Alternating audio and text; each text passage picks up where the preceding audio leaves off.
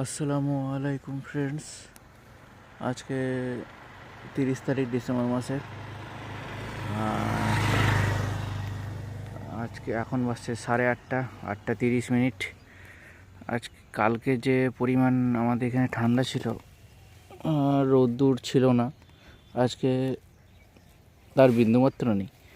মানে ঠান্ডা আছে, কিন্তু আজকে সকাল সকাল রোদ উঠে গেছে। ফগ তো নেই বললেই চলে। দেখতে পাচ্ছেন চারিদিকটা। আমি তো আমার কাজের মধ্যে বেরিয়ে পড়েছি।